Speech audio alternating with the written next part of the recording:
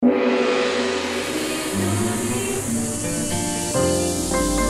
TV Channel 3, Jembatan Pencerahan. Berikan aku mata dewamu, agar ku tahu indahnya wajahmu. Pinjamkan aku mata jiwamu, agar ku tahu damainya jiwamu.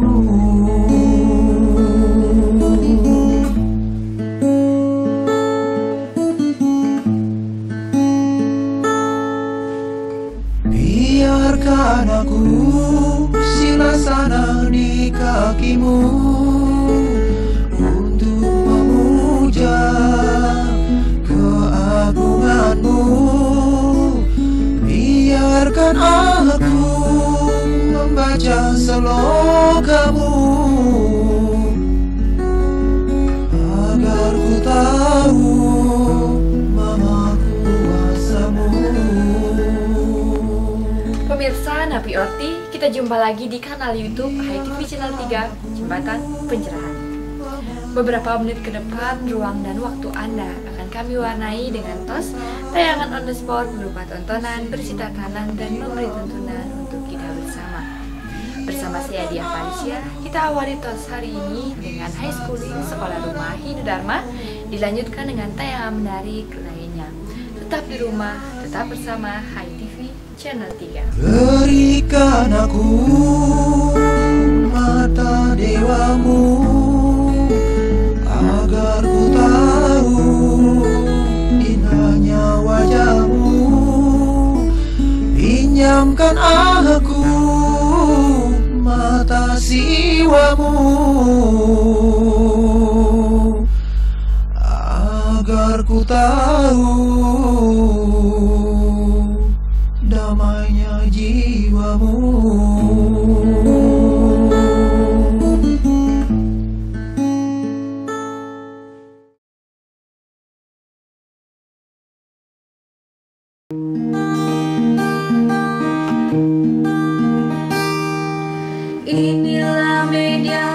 Transfer nilai dan moral sangat diperlukan untuk membentuk karakter building. Inilah Sekolah Rumah Hindu Dharma High Schooling dalam program Tutur Sebelum Tidur. Para siswa-siswi Hindu.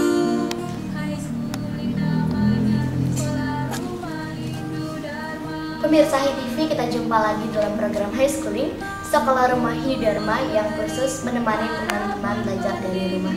Saya Putri Sasmitarani akan menemani teman-teman dalam acara public speaking, khususnya tutur sebelum tidur. Mari kita mulai dengan cerita si jangkrik licik.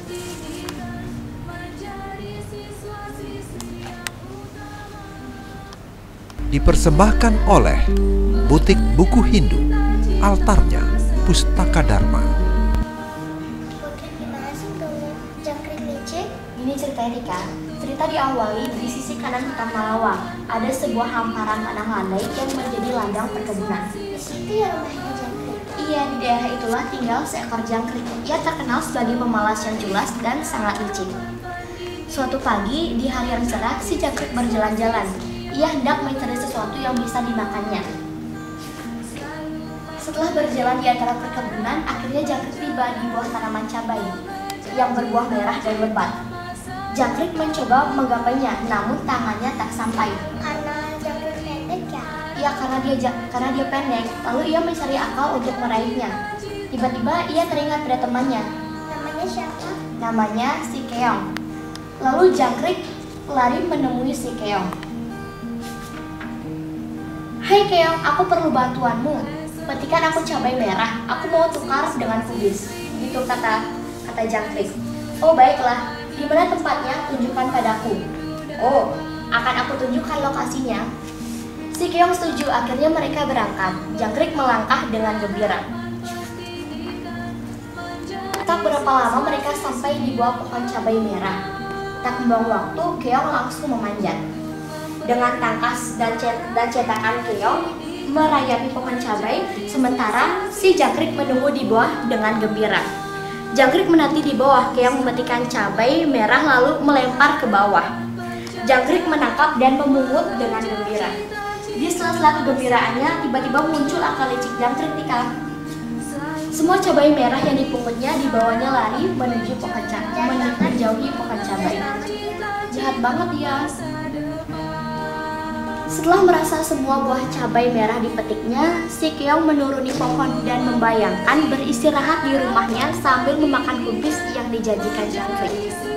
Tapi sampai di tanah, si keong melongo karena jangkrik sudah hilang. Harus kucari kemana ya? Ah, jangkrik si licik. Terus?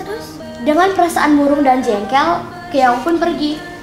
Untunglah saat murung seperti itu, di tengah jalan ia bertemu dengan katak yang baik hati.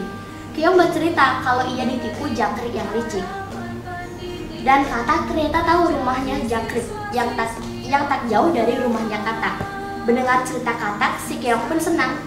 Ayo, ku antar kau ke rumah jangkrik si licik itu. Dalam perjalanan menuju rumah jangkrik, si keong merenung tentang keadaan dirinya yang terlalu bodoh, sehingga bisa diolok-olok dan ditipu si jangkrik. Tiba-tiba timbul pikirannya untuk membalas agar jangkrik jadi sadar dan jerah. Dikumpulkannya teman-temannya beramai-ramai menuju rumah jangkrik. Mereka ingin memberi pelajaran pada jangkrik.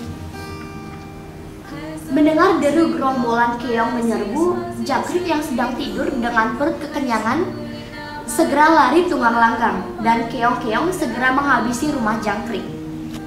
Dan sambil lari, jangkrik sadar karena ulahnya yang licik membuat keong marah dan menyerbunya. Itulah yang dinamakan karma pala, Tika. Apa karma pala itu, Kak Putri? Karma pala adalah keyakinan ketiga dalam Pancasrada, bahwa semua perbuatan akan membuahkan hasil yang setimpal. Perbuatan baik akan berpahala baik dan begitu pun sebaliknya. Tika udah paham belum dengan ceritanya? Udah. Nah teman-teman, itulah cerita jangkrik yang licik yang dikutip dari buku Garuda Tantra Sri Nidya Tantri. Sampai jumpa dalam tutur sebelum tidur selanjutnya dengan tokoh dan cerita yang berbeda. Salam damai, Channel 3.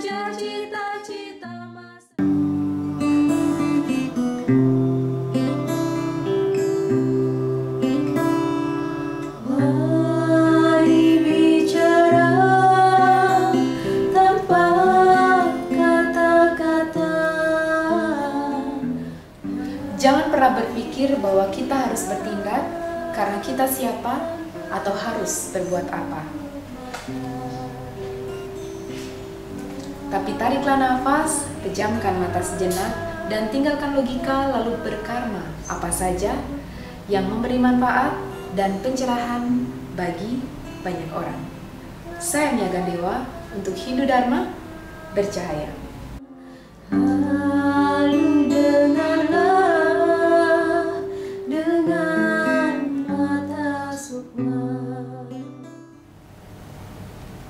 Berikutnya kita nikmati suguhan hangat secangkir ngopi ngobrol inspiratif, mengajak Anda melihat peristiwa dari perspektif berbeda.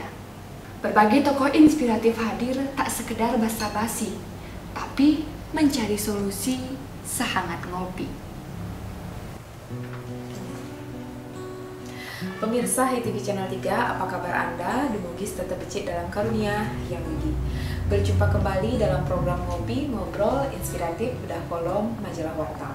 Senang sekali bersama saya Mia Gandewa ditemani Prof. Ketut Sude yang akan diskusi nih, sharing bersama dalam topik bahasan kita kali ini di Majalah Warta edisi 83 dengan banner Bali Koronomik. Pemirsa, kalau kita buka nih setiap halaman, kita akan menemukan di halaman 7 tulisan Prof. Ketut Sude menemukan judul Formulasi Belajar Era Pandemi. Nah, seperti apa nih formula-formula yang diaplikasikan oleh seorang guru di tengah pandemi? Pemirsa, jangan kemana-mana, mari kita sharing bersama setelah yang satu ini. Didukung oleh Duparani, Dupanya Hindu Sejati. Pemirsa HTV Channel 3 masih di Newsroom HTV. kita bersama Prof. Sugeng. Nah, Orti, Prof? Iya, becek, Prof ya. Kita langsung saja, Prof. Sebelum kita masuk pada formulasi belajar di era pandemi, sebenarnya apa sih formulasi belajar ini, Prof? Baik, terima kasih, Mbak Mia. Formulasi di situ adalah semacam formula itu ya. Katakanlah resep. Atau kalau dalam konteks pembelajaran ini mungkin katakanlah semacam model. Nah, di dalam proses pembelajaran sesungguhnya ada berbagai macam model yang bisa dirancang oleh seorang guru dalam rangka memberikan materi ajar kepada peserta didik, kan gitu ya. Strategi pembelajaran yang disebut dengan ekspositori, yang artinya guru lebih banyak memberikan ceramah ketimbang diskusi atau mungkin tanya jawab. Kemudian ada yang disebut dengan discovery learning, itu penemuan. Jadi artinya siswa disuruh mencari dan menemukan sendiri pengetahuan itu. Selain itu ada juga yang disebut dengan problem based learning. Jadi pembelajaran yang berbasis pada permasalahan, di mana guru itu melempar sebuah kasus, lalu kemudian anak-anak inilah yang disuruh untuk mencari jawaban atas kasus yang diberikan. Kemudian guru penting merancang formulasi pembelajaran yang notabene kira-kira bisa membantu kesulitan anak dalam proses menerima materi ajar yang diberikan.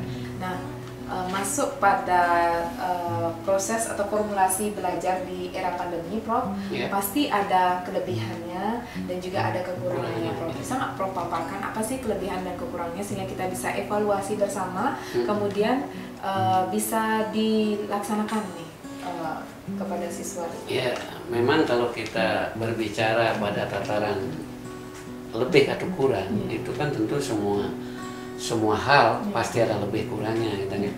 Nah, kemudian berkaitan dengan proses pembelajaran dengan sistem daring, tentu kelebihannya anak-anak tidak usah datang ke sekolah gitu kan, bisa belajar dari rumah, bisa lebih hemat energi gitu ya.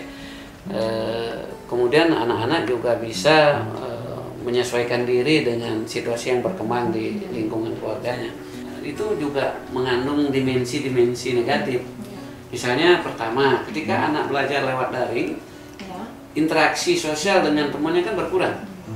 Jadi anak-anak itu kurang bisa melakukan adaptasi terhadap teman-teman sekolahnya. Padahal anak-anak terutama di kelas rendah tadi saya katakan, mereka masih butuh sosialisasi. Bermain dan proses sosialisasi menjadi sangat penting. Ketika itu dihilangkan, ini kan menjadi sebuah hambatan bagi anak-anak di dalam meniti perkembangan kepribadiannya. Sehingga ketika dia suruh kemana-mana itu dia ada rasa canggung, ada rasa malu, dan lain sebagainya. Ini kan menjadi kelemahan besar dari proses pembelajaran dengan sistem daring. Sebagai closing statement juga, bisa nggak Prof memberikan formulasi khusus ya pembelajaran di tengah pandemi, mungkin dengan variasi-variasi model itu dipadupadankan menjadi satu hal yang bisa efektif dan unggul digunakan. Memang secara ideal sebenarnya proses pembelajaran itu akan efektif jika guru mampu merancang strategi pembelajaran yang bervariasi. Artinya tidak monoton dengan ceramah, tidak juga monoton dengan diskusi tanya jawab, tidak juga monoton dengan pemberian tugas, tetapi memadukan semua komponen-komponen itu. Ceramah harus tetap ada, lalu kemudian ada pemberian tugas, ada diskusinya, ada tanya jawabnya. Konsep-konsep atau nilai-nilai muatan Hindu, Prof, kepada siswa atau kepada gurunya, atau mungkin elemen dari sekolah itu agar strategi atau formulasi belajar di tengah pandemi ini bisa aktif terrealisasi, Prof. Ya, menarik itu ya. Sebenarnya saya sering berdiskusi dengan teman-teman di kampus, terutama berkaitan dengan bagaimana kita menanamkan nilai-nilai, terutama nilai-nilai karakter Hindu kepada anak-anak. Jangan sampai anak-anak yang beragama Hindu justru kehilangan nilai budayanya. Jadi dalam bahasa budayanya itu disebut dengan tercerabut dari akar budayanya. Seharusnya orang tua juga harus aktif dan kreatif di dalam menanamkan nilai-nilai pendidikan Hindu kepada anak-anaknya. Misalnya pada saat habis masak gitu kan, jangan segan-segan menyuruh anak untuk berlatih mengaturkan saiban gitu misalnya. Ini kan sebuah proses pembiasaan dalam konteks penanaman nilai-nilai keagamaan. Tapi berikan pemaknaan apa sih makna yang ada di balik acara ngaturan saiban. Kan ini penting Ini tuh contoh dipahami. sederhananya. Ya, itu model sederhana. Demikian pula dalam konteks ngaturan canang misalnya atau ngaturan Banten. Anak dari kecil memang harus sudah dilibatkan. Nah, inilah yang penting harus dikuasai baik oleh guru di sekolah maupun oleh orang tua di rumah. Kan harus ada sinergi Ya. antara guru dengan orang Nah, tua. itu dia sudah mulai terjawab. Demikian pemirsa HiTV Channel 3, itulah tadi ngopi-ngobrol inspiratif kita bersama Prof. Suda, Sangat Kopi Exco, Exploring, Sharing, dan Coaching. Semoga dapat bermanfaat dan menginspirasi untuk kita bersama. Salam damai, Channel 3.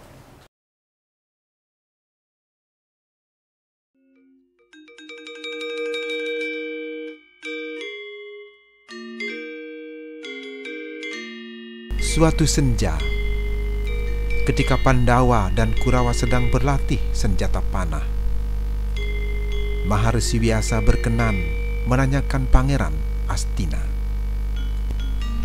Saat Pandawa dan Kurawa berjejer membentangkan busur panah, sang Maharsi bertanya pada Yudhistira, "Hai Yudhistira, setelah kau bentangkan busur panahmu, apa yang kau lihat?" Yudhistira, putra Pandu ini menjawab bahwa ia melihat langit, awan, ranting, daun, bahkan ekor burung. Sang Maharsi tersenyum sambil berkata, "Sudahlah anakku, urungkan niatmu memanah burung, karena panahmu tak akan mengenai apapun." Setelah itu sang Maharsi mendekati Arjuna. Kepada penengah Pandawa ini, sang Maharsi pun bertanya, "Hai Arjuna, apa yang kau lihat?" Arjuna menjawab tanpa menoleh, "Kakek, aku tak melihat apapun. Aku hanya melihat mata burung itu." Sang Maharsi kembali tersenyum sambil menepuk pundak Arjuna. "Cucuku, taruhlah busurmu. Urungkan niatmu memanah burung itu, karena burung itu sudah mati sebelum kau melepaskan panah untuknya."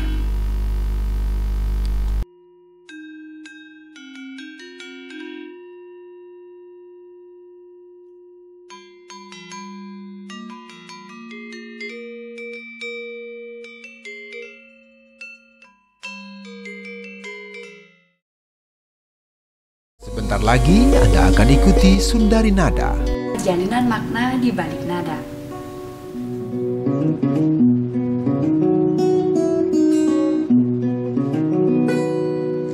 Di simpang jalan kami bertanya, akan kemanakah empat jalan ini? Sampai di manakah catur marga ini? Sampai di manakah catur marga ini?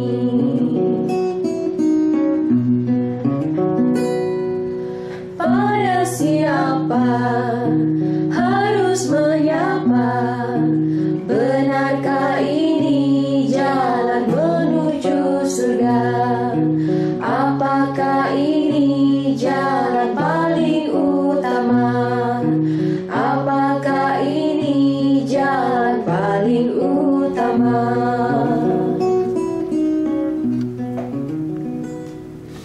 Pemirsa, demikian tadi telah kita simak bersama lantunan Sundari Nada, jalinan makna di balik nada. Semoga nada wacananya dapat bermanfaat dan menginspirasi untuk kita bersama. Mewakili seluruh kru HiTV yang bertugas, saya Dia Parisia Dan saya Mia Gandiwa. mohon pamit undur diri. Maaf jika ada yang tak berkenan. Terima kasih atas kerjasamanya. Sampai jumpa dalam tos berikutnya. Salam damai, Channel 3. Wahai sang alam, wahai sang surya, berikan terang bagi jalanan ini, agar langkahku damai di jalan ini, agar langkahku damai di jalan ini.